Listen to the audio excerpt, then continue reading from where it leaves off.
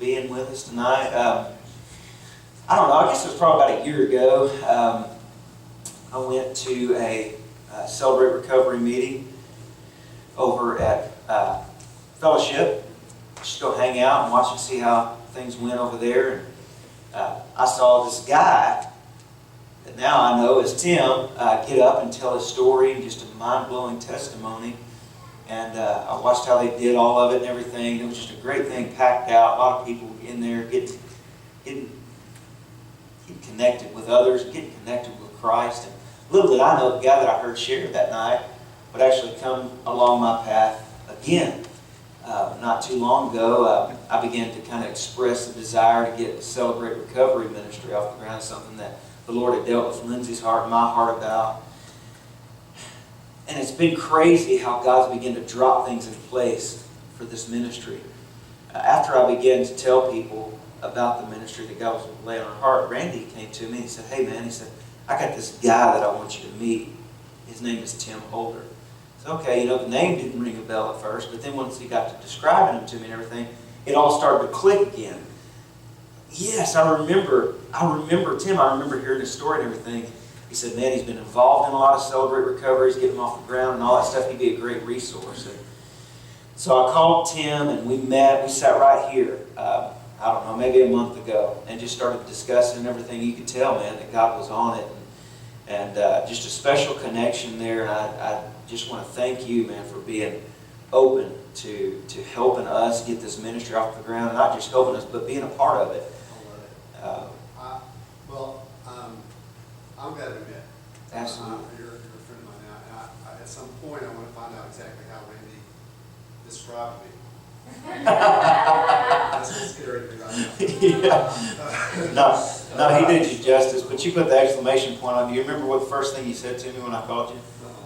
You said, "Oh yeah, I'm sure Randy didn't tell you, but I'm awesome." So he pretty much summed it all up for me right there. Yeah. You are, man. All I had to do is go down from there. No, I've been doing fellowship, CR for, since 2000, since the end of 2000. And I guess that's 14 years, and I just got I could show you, last October was my chip. I was doing kind of I guess it was the Tim Holder tour in Northeast Arkansas, Jonesboro. Like many churches already come to my testimony. So I went up there, one of my best buddies, Terry Baker, who's the state rep up there in that corner, thought it was my 13th year, and so she got me a 13-year chip, but it was actually my 14-year chip, so she gave me a 13 and a 1. So I carried my 13 and my 1 chip to make 14. Nice. Yeah. Nice. So I got celebrated my 14th year of sobriety. And That's awesome. Yeah, it's a pretty amazing thing. Celebrate Recovery started, I don't know how much y'all know about Celebrate Recovery, but it started at Saddleback, which is Rick Warren's church, a purpose-driven life, which Rick really didn't have anything to do with. One of the men in his church had been through AA, and AA had saved his life. But he couldn't stand the fact that he couldn't claim Jesus as his higher power. So he went to Rick and said, I want to start a recovery program where we can say that it's Christ-based, it's Christ-centered. And Rick said, well, write up a thesis or something, give me a write up a paper about what you want. And so John wrote this 13-page, front and back, single-spaced letter to Rick and brought it to him, and they got it started. That was 25 years ago, and now there are 20,000 churches with CR programs there, and prisons. It's in prison systems. For several years, Celebrate Recovery was the established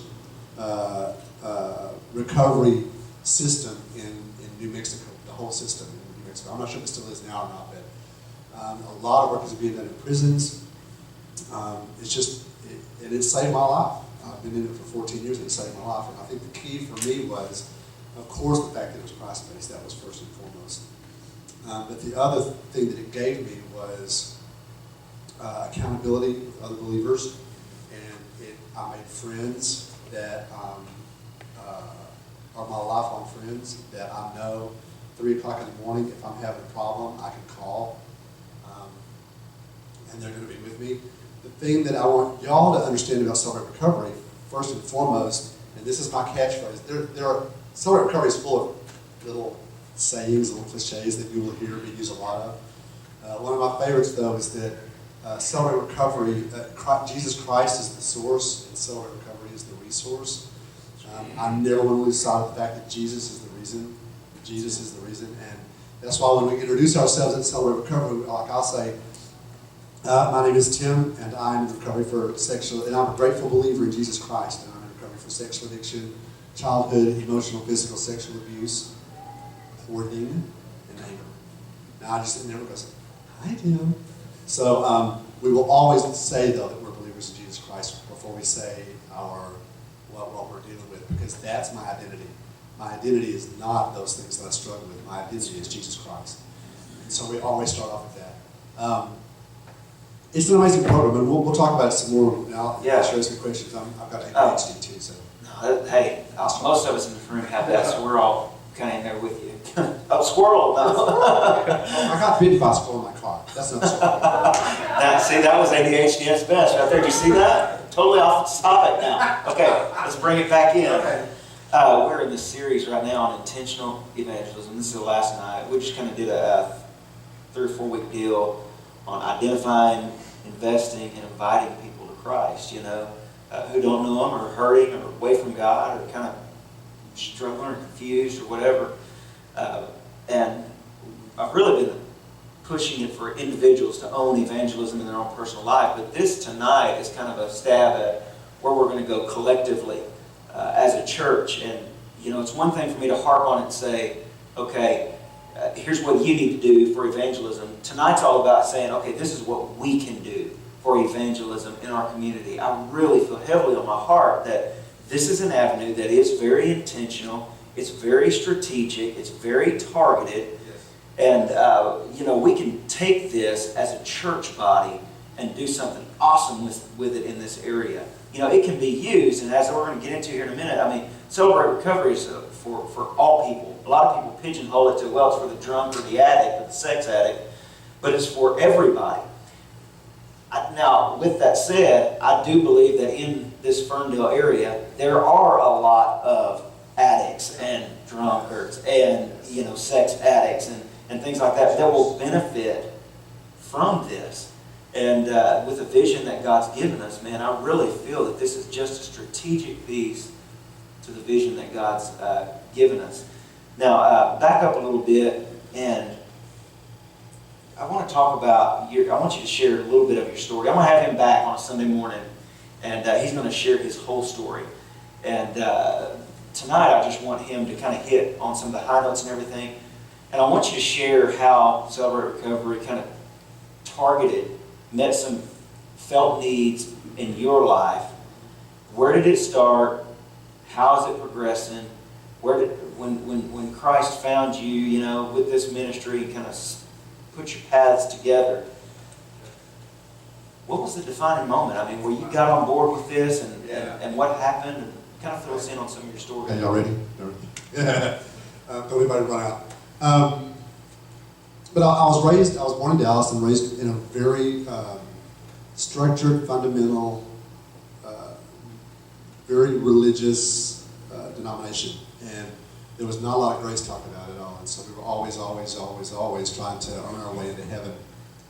And because of that, because I had very strict parents, and they were, of course, at the time we didn't have a label for ADD. We didn't know what it was, so I was just rebellious. That's all they knew about me. And so I ended up, there was a lot of beating, there was a lot of physical abuse, basically because my parents just didn't know any other way to stop me from, that it was abuse. And as I grew up, I just had a real low self-esteem, did not like myself, hated myself, I was told, over and over how ugly I was and how stupid I was and I would never amount to anything. And then I grew up and just went to college, found out that I could sing and that I could act, and that became my addiction, that became my drug of choice at the time. By the way, quick insert here. You were a movie star. Well, how many of y'all sing Sling Blade? Come on. You see your hand? I was in Sling Blade. He was in Sling Blade.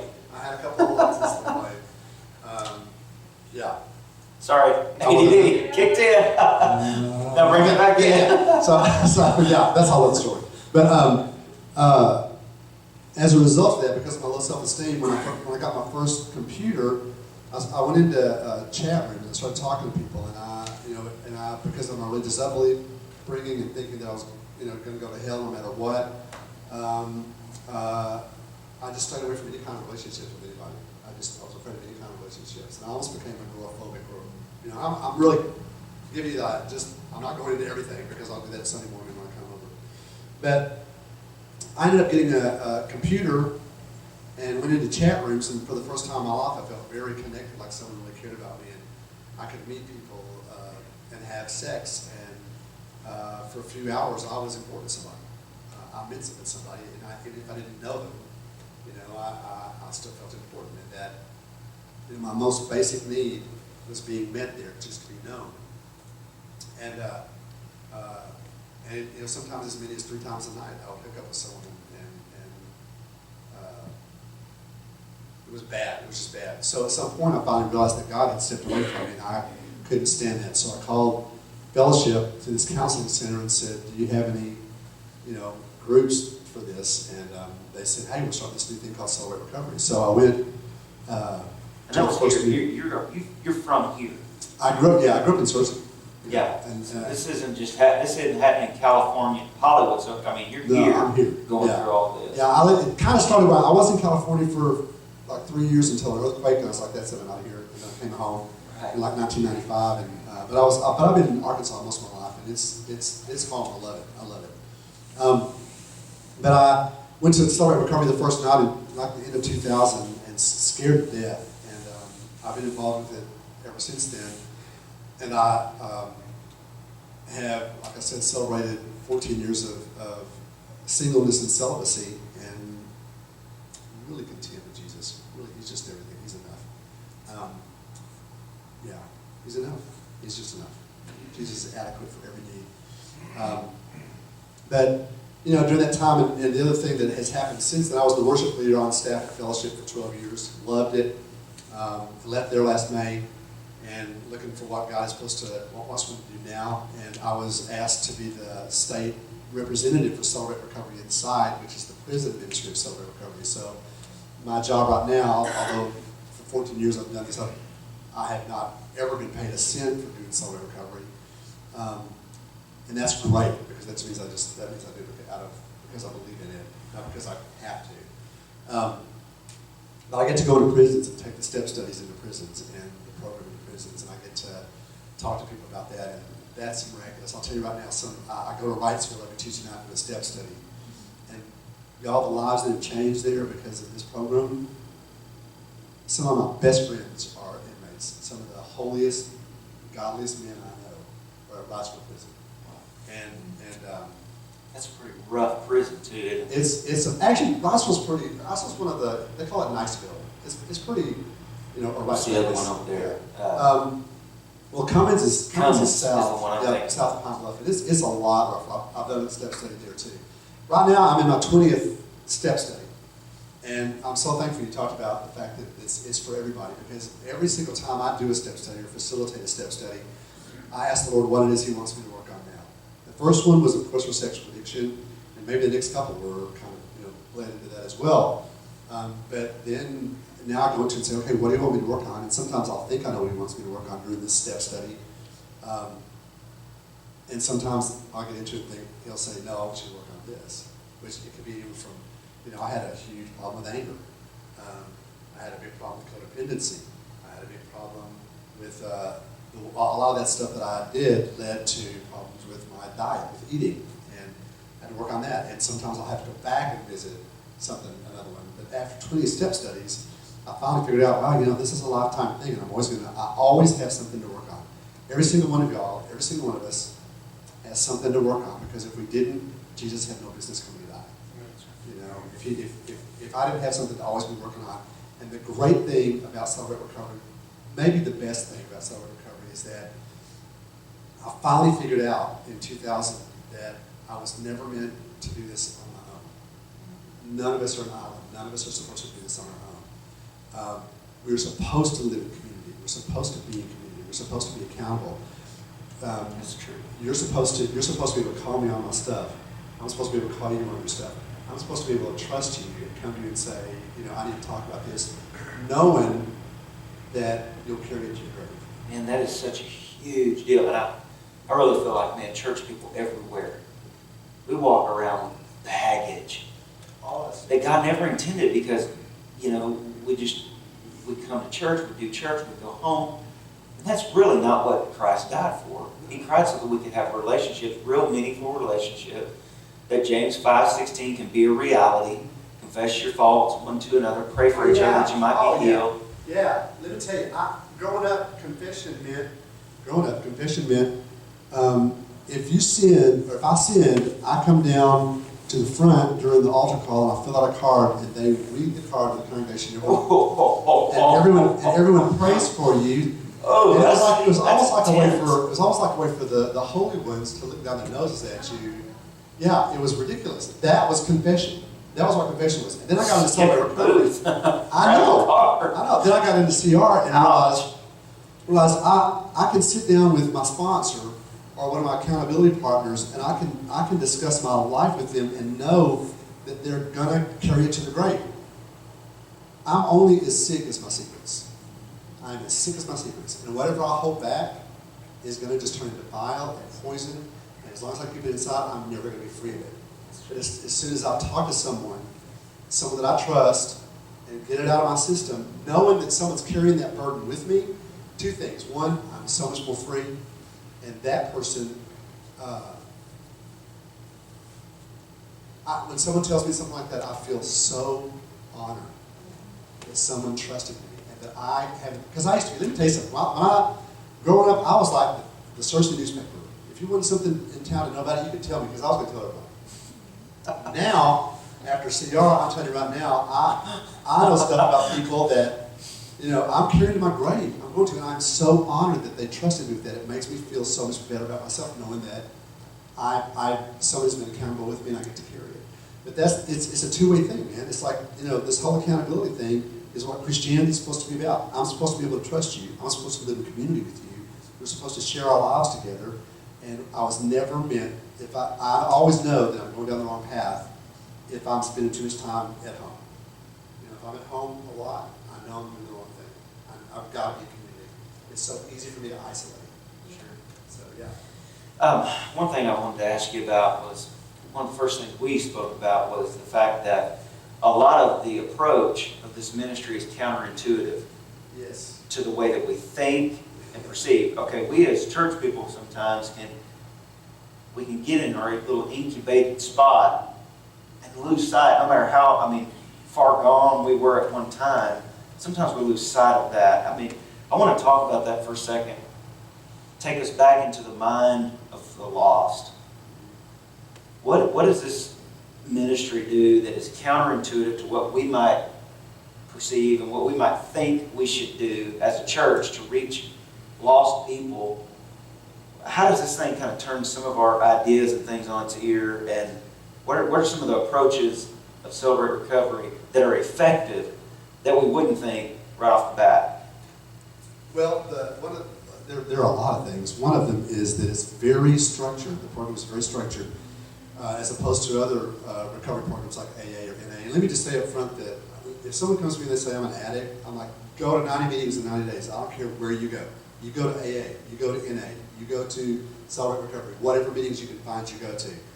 What's different about Celebrate Recovery is that for me personally, it's basically built on 5 guidelines. One is unwritten, so it's kind of 6. But there are 5 basic guidelines, and I can go over those with you in a minute, that are hugely important. If you want your program, your Celebrate Recovery program to work, these guidelines, you'll live and die by these guidelines. And I'll answer this. All I have is my Spanish. My Spanish. I'm going to show y'all. You speak Spanish? No, not But you got a Spanish book. Awesome. I'll say tacos and guacamole. There are 5 guidelines, and after 14 years, you think I know. But the first one is when we get into the groups, you have 3 to 5 minutes. We're going to you'll either talk about what was talked about the night, or if someone gave a testimony, you can talk about that. You have 3 or 5 minutes. If you've had a rough week, you can talk about that. Here's the big one. But you have to always use I and me statements. You can't use you, they, it, she, none of those. It always has to be an I and me statement. And it is amazing to me if I'm facilitating a group, if someone says, starts using you and me, my first thing is like, you're preaching to me, and I don't want that. I'm not here for you to preach to me. I'm here for myself, not for you. So I will always, when they get through with their statement, I'll say, I want you to go back and say what you just said to me again, but change it to an I and me statement. And let me tell you, it never fails that you automatically see in their physical demeanor, in their voice, how it is affecting them emotionally when it becomes personal. Makes sense? If I'm saying you, she, whatever, I'm putting the focus out and the responsibility on somewhere else. When I make you say I and me, all of a sudden it becomes very personal. And you have to take responsibility. I have to take responsibility. And sometimes people will say the exact same thing they said before, but also they break into tears, and I'll say, okay, you get it now? And they do. And it takes a little bit of time for that to actually sink in, but after about 3 months of doing it, everyone starts doing it, and they'll call people on it. The other one is, we don't crosstalk. Crosstalk is when two people engage in a conversation excluding everybody else. Types of crosstalk can be, me and you looking at each other and saying, we don't do that. When you're talking, my focus is on you, and you only. That teaches us, one of the big things about Celebrate Recovery is that it teaches us how to listen. And that's a huge thing. That's one of the big things that I learned in CERS, how to listen. I don't have to, if I'm sitting there and listening to you talk, I cannot formulate a response. And I don't have a right to give you a response. I'm not there to fix you. So what I end up doing is focusing on what you're saying and knowing that whatever you're saying. And for me personally, when I'm talking, if I know that no one's going to cross-talk and try to fix me, then I know that I can say whatever I want to, knowing that nobody's going to judge me or condemn me or say something negative. I don't want a referral. I don't want a counselor referral. I just want to be able to talk and tell you how I'm feeling that day, whether it's good or bad, and get it off my chest and move on. And that is very counterintuitive. I think It's so. Don't you? If you're talking to someone, you automatically. Well, we own it. I mean, we own evangelism, and it's all, I think, out of pure heart. But we think we've got to fix them. Yeah, exactly. If somebody rolls off in here smelling like the bar, our first initial reaction is, we got to fix them. They're not right. They got to get right, And that's from a pure heart, but the way that we go about it makes all the difference. It makes all the difference. We're not the Holy Spirit. Right, exactly. We're not. But, okay, so that's 2. 3, that's the third one. I'm not here to fix you, I'm here for me. We're not here to fix each other. The fourth one, and this is my biggie, and I'll tell you, when I'm in a group, the first couple of months, I'll tell you, I'm not, I will be as grace-filled in our groups as I can possibly be. You break this one, and you're out of my group. Anonymity and confidentiality are utmost important. What is said in this group stays in this group. It does not go outside these front doors. As a matter of fact, not even, hey, let's pray for so-and-so in the group. They're really struggling. Yeah, nothing. We don't do that. And the reason, and let me tell you, the perfect example was when I was, the main leader at CR where I was, came and said, hey, I know you're a good friend with this guy, and he's a leader in another group, and in the group he really made some statements about where he was with the Lord, and he just was doubting his relationship with the Lord, and he was having real struggles with it. And he said, does that sound like something you would do? And I said, well, let me tell you a couple things. First of all, I'll never go to that group. I will never go to that group. I said, the person that told you that should have gone to the leader. That's Matthew 18. That person should have gone to that leader and talked to the person about how he felt. He should have never come to you. And then you came to me. I mean, that's just gossip. That's how that's how it gets going. I'll never go to that group because I know it's not safe now. And he was like, oh, whoa. It just never crossed our minds. If something is said in that group, unless they threaten to hurt themselves or somebody else, it stays there. It stays in the group. You break anonymity and confidentiality in my group, you're out.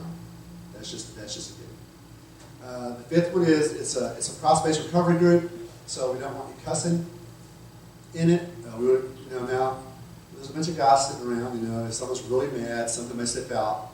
I'm gonna show grace. But if it's a continual, constant thing that happens all the time, I'm gonna talk to him afterwards and get it straightened out. And then the sixth one, that's not actually in the book, but we always talk about it, is if someone is too graphic, for instance, if you're in an eating disorder group, and someone's talking about this, they were having a dream about this incredible chocolate cake and the frosting.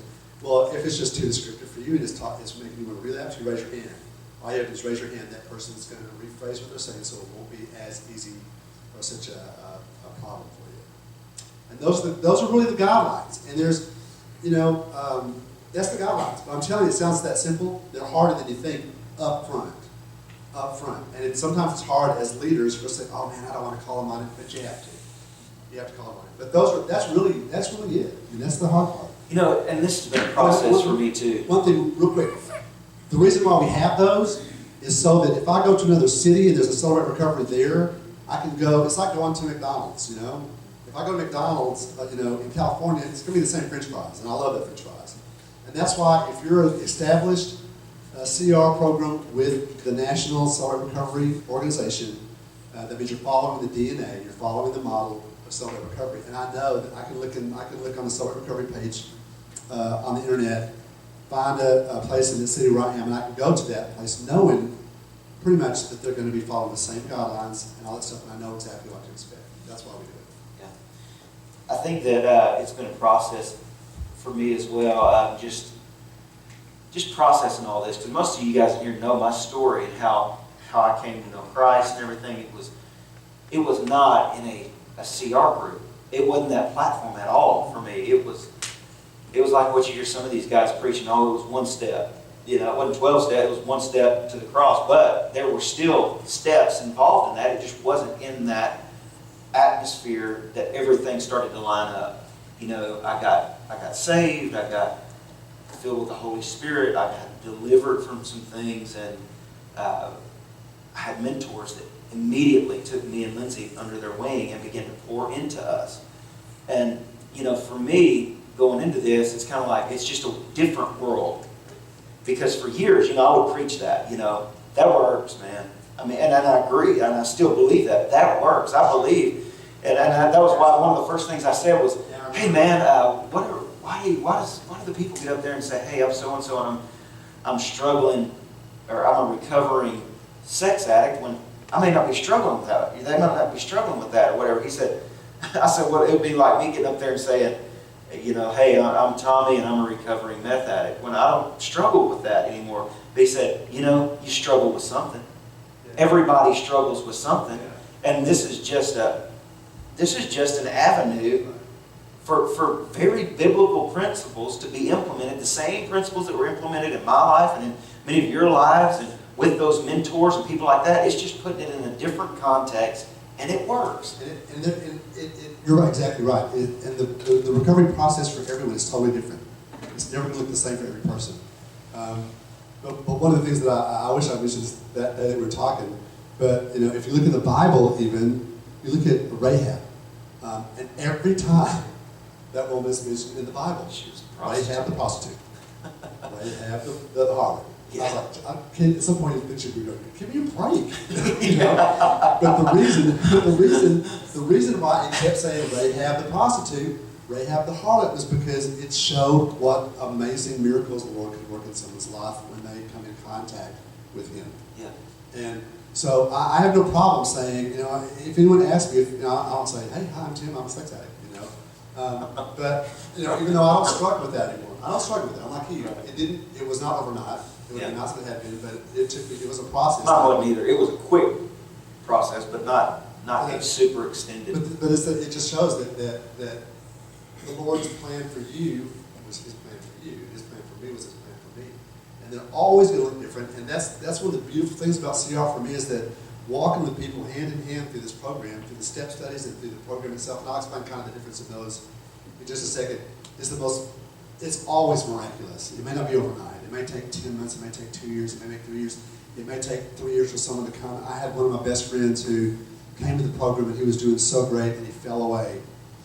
Came back for a while and we just, we welcomed him back with open arms and did not judge him or condemn him. He fell away and he's still gone. But I tell you what, I'm still praying for him. He's going to come back at some point. He knows too much. He knows too much to live that. You want to describe a little bit about how it works, what we do, the 8 steps, the 12, Yeah, 12 steps?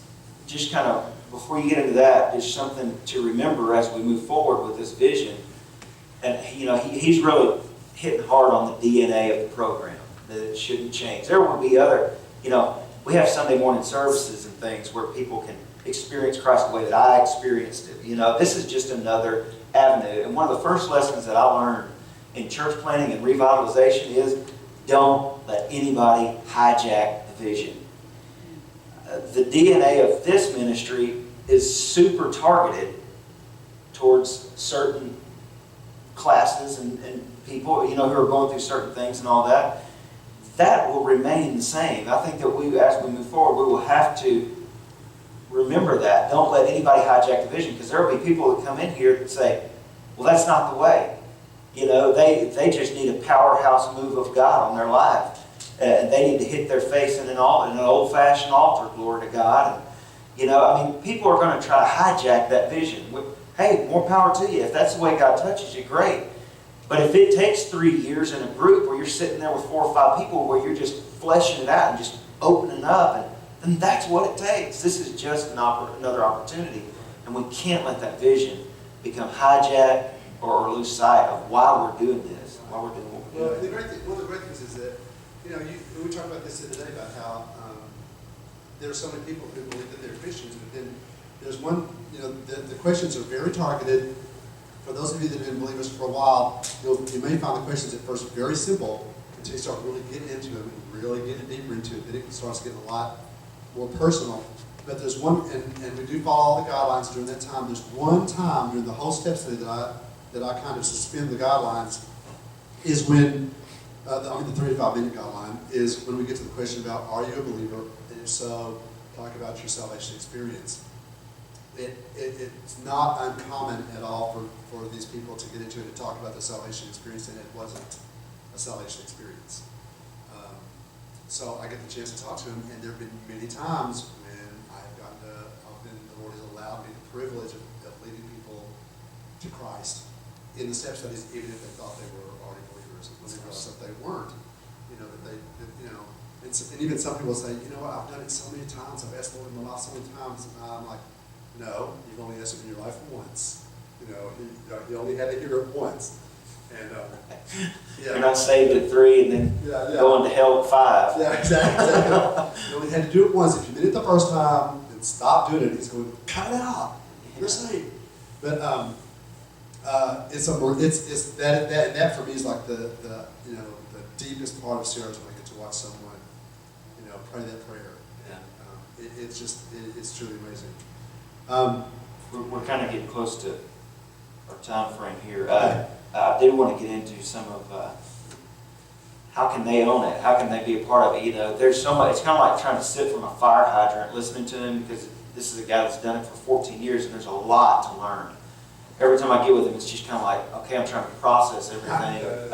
But we want all of you who can to be involved in it. Now, not everybody will be able to.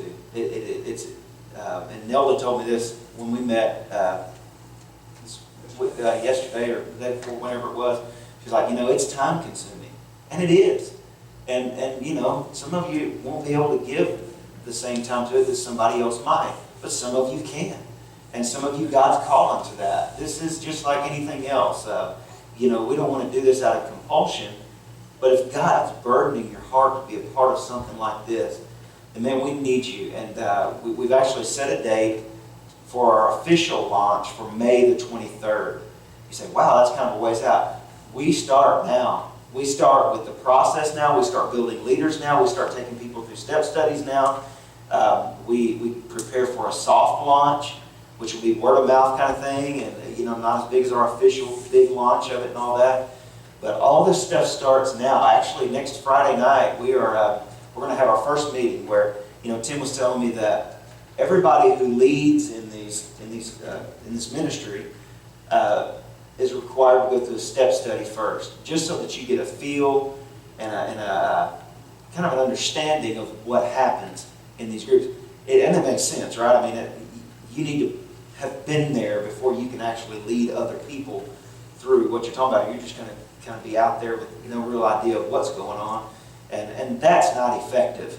That's just throwing people in the ministry and hope. That's shotgunning it out there and hoping that it works, hoping that it hits something. That's how ours started. At Fellowship, we just started a step study, and none of us knew what we were doing. It's amazing that we survived it.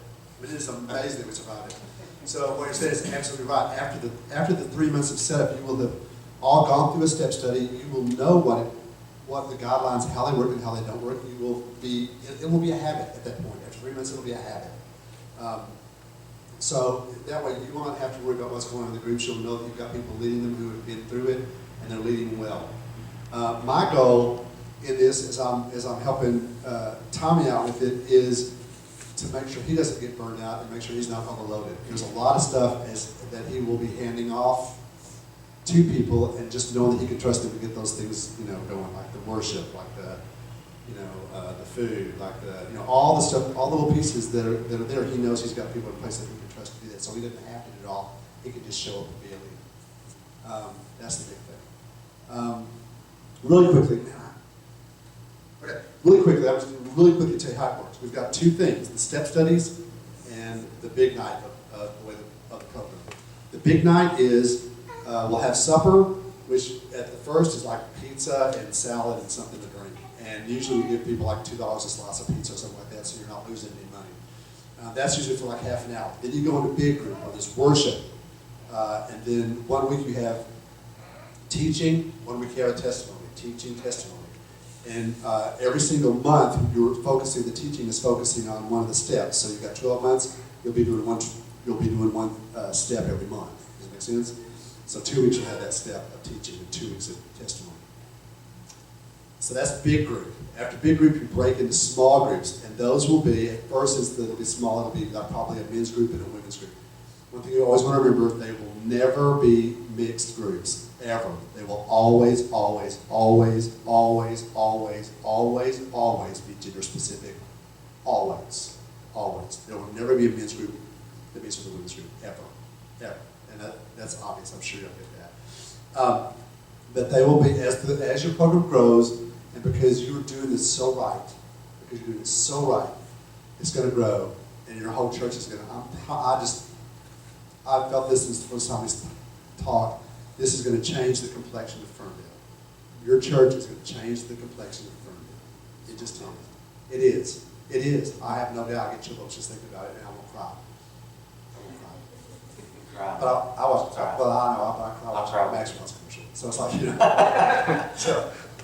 so that's kind of what the law, and then after the small groups, which are about an hour, we come back out, and that's when we have dessert. We call it Crosstalk Cafe. Well, we don't crosstalk, we just call it, everyone talks, gets to know each other, has a good time, and just fellowship. Fellowship is huge. Fellowship is really important with this whole thing. Like I said, the accountability and living life in community together. That's what the big group's about. Step studies, those will always be, again, gender specific. That's when you go, that's the meat, that's the bread, that's the pick and shovel work of Celebrate Recovery. That's where you go through the 4 books. There were 4 books that had the 12 steps and the 8 principles. John Becker took the 12 steps and combined them into 8 principles based on the Beatitudes. So we always work through the Beatitudes with those principles. And those will, as step studies, will always be issue mixed. Like you may have some guys in the group that are drug addicts, sex addicts, codependents, just anger, eating disorders, everything. They'll all be mixed up, and it'll be a melting pot of a lot of different dysfunctions in there. And it was great for me to go into that step study because when you first go in, everyone was like, they're not going to like me, they're not going to accept me, they're going to reject me. And at the beginning, some people do. But the more you get involved in it, the more you realize that they're no different from me. You're no different from me. We're all struggling. We're all just struggling, and we have to work through this. We have to journey this together. That's kind of what the step studies are. We'll get into that deeper. But that's your two main thrusts. Your big night, your big night of the fun stuff, and then your step studies. And if someone was to ask me, if someone comes to me and says, I can't do both. I can't do both. I can't have one out of the big group and one out of the step studies. I always say, do the step study. You need to do the step study because that's where you're going to get in and find out what's going on and what drives you to do the things you do. And for me, just if someone says something to me that automatically this inside of me, I clench up and want to, retaliate. I'm able to step back and process through it, and 95% of the time, I don't have the knee-jerk reactions that I used to. Solely based on my work in step studies. Totally based on my work in step studies. So, if y'all do a step study, I can promise you, if you see it through to the end, if you work through the step studies, I've never, in 14 years, in 20 step studies, I've never seen someone finish the program that didn't change their life dramatically and call them closer to Jesus. Never, never. So, you may have a part in this whole thing, a minor part. There may be some of you in here that really want to be a big part. I've already talked to one or two of you in here that are like, man, this is something that God has called me to. This is what I feel in my heart. And so we're going to have those, and we're going to have people who say, man, I can show up and bring a dinner or something. I can help out. I can do something small. So don't, at first glance, shut it down. Say, I can't do it every Friday night. You might not be able to. Nobody's asking you to. But if you can, and if God's dealing with your heart about it, I mean, what's the cost of a soul? Right. If God's dealing with your heart, who really cares about Friday night?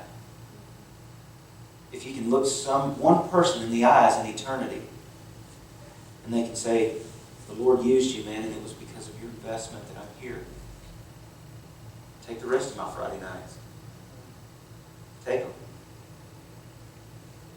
But that's not for everybody. I'm not trying to pull and manipulate. I'm just saying, that's intentional evangelism. I will. I'll pull on it. Come on. Let's do this. Mr. CR here we go. Yeah, I know that it changed my life. I know that I can't live without my Lord and Savior Jesus Christ in my life. I know that I was saved, but I didn't have the relationship with Him that I wanted to have, and now I do. Now it's like I never have a desire to ever live without Him, ever. And I've got so many friends that I've walked that still walking through this journey. I've got, really, I've got so many people in my life that we walk the journey together, and we're going to walk the journey together for the rest of our lives, knowing that people watching this have been drawn to it. It was Jesus. It was just like Jesus when He walked. It wasn't people like, what is it about Him? Why would they want to hang out with Him? It wasn't necessarily the stuff that He said. They just were drawn to Him because of His relationship with His Father. That's what He was always talking about His Daddy. And that's what drew Him in. And that's how we're going to draw Him in, is by they actually seeing us as believers, loving on each other and walking with each other through the crap of our lives. We're walking with each other and living it together. And that's what Summer Prayer is about. That's right. Next Friday night, we're going to start. I mean, we're going to start meeting. And have you identified another woman? Because, like I said, it's gender specific. I'm making some calls. I'm going to try to get a lady that I've worked with a whole lot in CR to come in and work with us and lead the ladies' step study. I just want you to have a real clear, safe. I want you to feel really safe when the 3-month kickoff, this 3-month setup time is done. I want y'all to feel so safe and comfortable. And like I said, I want it to be a habit for y'all, so that when you get into it, you're not worried. How long is the step study? Oh, good question. A step study can normally go anywhere from 8 months to a year. It just depends. But once you get into it and you're really... So actually, when we launch, y'all will still be going through the step still going through the step study. Yep. Yeah. And what we always do is after when we get into the second book, which is step 4, principle 4, which is the inventory, where we're really talking about, we're writing down our lives pretty much. We cut it off, and nobody can come into the group at that point because everyone is already bonded and they're very close. And if someone new comes in, and you're like, man, do I feel safe with them? I'm fixing to share I'm fixing to throw up my whole life on the table, and I don't want someone that I can't trust. And let me just tell you this also: when you tell your story, when you give your inventory, you will never give it to a whole group. You'll give it to one accountability person or your sponsor. You're not going to tell your whole story in front of our group. Well, until you give your testimony. If you're comfortable with your testimony, that's when you kind of do it in front of everybody. But when you give your inventory at first, it's a scary thing, so you'll never do it in front of a group. You'll always have one person, either your accountability partner or your sponsor. But yeah, at that point, when we get to step 4, no one else comes in that group at that point because we're going to keep it safe and we want everyone to feel safe in the group. Any of you guys have any questions for Tim before we pray?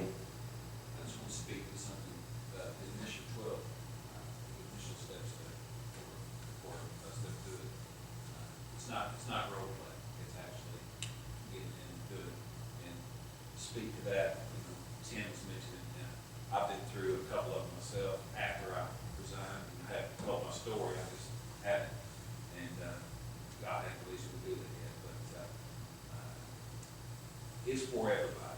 That, I went to AA and it's great. It's fine. But just being Christ-centered, we talk about that and being rooted in that. It's for everybody. And I wish it was like in the Bible that everybody had to go through the CR style of 12 steps. It actually is, with the principles that John Baker talked about. So I just want to encourage everybody, don't be scared, because I promise you it will reveal some stuff through the Word. Through the Word, not the principles necessarily, but the Word. Good stuff. It's not role play. It's actually, when we do it, we do it. Thank you. That's exactly right. And it is scary, it's hard, but you know what? Again, you're never going to be doing it alone. You're not alone, ever. Anybody else? Questions for Tim? So I understand the big group that meets weekly would meet, for instance, in the church here. And then set studies are home. No, they'll still be here. The thing about celebrate recovery that's really good is that it always needs to be under the covering of a church, the authority of a church. Yes, yeah, it always has to be the authority of a church. So in step studies, we find rooms. We'll have, You need to take a look at that. I think on the, We'll figure it out. we'll figure it out. Some might be in the nursery, some might be, yeah. That's what we're about. As long Graphics as fan. as long as it's separated, you're good. Men's group, women's group, it's separated, you're fine. And there was another, when I did fellowship over in Benton, they had, with some groups that in the sanctuary, some met in the kids' room. Yeah, they'll always be under the covering of the church, so they'll always be here. Now, that doesn't mean that your group can't meet for like a potluck or like barbecue or something else. We did that all the time. But that's just part of the fellowship and being together. Yeah. Was there nothing? Jim, nothing? No. Okay. Mechanics. Yeah. Gotcha. It can be complicated. Anybody? That's a good question to think of. So after the training time, for 3 months or whatever it is, is it like a direct mail flyer that's going to advertise to bring people in? And how are we bringing That's my thought. What have you guys done before the work? We've done that. We have gotten email lists to everyone that we know. Because there's a lot of people in this area that are involved in that. You can do flyers. You can put up signs outside. You can. One of the other good things, and it's so good, the fact that this is going to be on Friday nights. We just started one at First Assembly, North Little Rock, on Thursday nights. I would love to have a CR going somewhere every single night of the week, so that everyone can have a place to go. The reason for Friday night, Yeah. we decided on, and men, those of you who've been down this road, when are you going to relapse? When are you going to go? Friday night is going to be it. So if we're or Saturday night, that's when the party's on. So Well, anything. That weekends for my party's time too. So when I can go somewhere on Friday night, the worship and the teaching and the testimonies bolstered my spirit for the whole weekend, so I can be ready to start Monday again. I think it's strong. I tell you, many Friday nights it would have helped me out tremendously. I'm not saying this to be funny, but one of the strongest ways to advertise it is Tim is the most popular guy in the world where they stop. And so yeah. if you could, Nice. if he could use, I'm serious, he could put on there, hello, and he's got like 200 people liking it. It makes no sense. It's bizarre. I don't know And how so, that's bizarre. I'm just saying that the So, Bible license, social media. So. Skip the direct mailer. We're going social media via Tim The Holder. great thing is, I don't know, we won't have had the launch yet in April, but we need to get did you get the email from Noah about the April the 23rd, 5th. 25th thing? There's a networking with OCRs is great work. So that's the reason why I brought the North Little Rock one. All the celebrate recoveries in the area, and there aren't really many right now since Fellowship closed theirs down. Don't get it going. But we'll contact all the CRs around. There's some in Jacksonville, there's one in Searcy, we'll make sure everyone knows it, and invite them to come for our kickoff. And When is Jacksonville? What night? Lindsay was asking me that. MacArthur? You talking about MacArthur? yeah, I'm not sure. Thursday, Friday. I don't know. Where's the thing that Douglas talked about? First Church, is that national? Oh, yeah, First Church of Nazarene in Sherwood. Yeah. Anyway, kind of look at your calendars for April the 25th, right? That's a Saturday. We're having a meeting at, I think it's First Church of National. I should thought to look it up again. I may have it on my email. But we do networking things all the time. And so we're going to have on April the 25th at that church, wherever it is, we'll let you know before then. There's a one-day networking for all the leaders of all the churches with CR, and we just network. We talk about small groups, we talk about CRI, we talk about big groups, we talk about worship, we talk about how to do separate, all that, everything. So, By the way, as this thing progresses too, there are youth and children's ministries involved too. So you say, well, what do I do with my kids? As this progresses, you actually have ministry for the kids, for the youth. And we have it for the celebration place is for children. It's kind of this whole family integrated thing. So celebrating places for children. The landing is for teenagers, and then the later covers for adults. And it covers, it just kind of gives kids. It's just a recovery process. They just kind of figured out how to work it. I haven't even looked at it really, but they have formulated so that it works for children and leads them to healthy ways. And the landing does it for teenagers. I'm assuming there's no cost or anything. $5,000 a month. Oh, that's the rehab one. No, like I said, I've been about since I was on staff at Fellowship. I got paid obviously for that, but for sober recovery, all the stuff that I do, I've never even made a cent. I don't want to. But what we do, the only cost that would be involved for regular people, paying for dinner, like whatever we decide to do for how much we charge for supper that night. We used to do like either $2 a slice of pizza. Sometimes we would have like a chili cook-off, and everyone would bring a pot of chili, and we'd have a contest, and the winner got a big bottle of Tums. So we had chili cook-off. We had dessert. For the dessert time afterwards, we had the dessert contest. So we do all those kind of things, and then you have a resource table where I should have told you this. We have, of course, the 4 books that you're working with the step study. We have the Celebrate Recovery Bible. This is cool. It has celebrate recovery-based devotionals in it for every single step and every single principle. If you look at page 79 of this book, my story's in here. They chose to put my story in this Bible. I don't know really all they did. I don't know why they did, but they did. your stories in the Bible. Yeah, 13. You're really cool. Yeah. My It is. story's not They in the put me Bible. back to back with Moses. So, but this is a great resource. So you'll buy this kind of stuff. You'll buy the books. Lost Healing Choices is a book that John wrote. You can get that kind of stuff. There's all kinds of stuff that you can buy to help with your recovery. But as far as paying to come to the program, never. And the books that they The use. 4 books that come together, they're $20 for the step study. They're $20. And like we have it for the prisons, all 4 of the books are glued into one. And those we just give to the guys because they obviously can't pay for it. But the ones that y'all would buy would be $20 for the 4 books. And that's kind of, it makes it more of a commitment. It makes people not want to quit as easily if they make the $20. And that's really it. That's really it. Just pray about it with us, guys. If you're interested enough where you want to be a leader in it, next Friday night, did we set a time? Go ahead. 6:30. Okay? That's when it begins. Actually, it begins right now with prayer.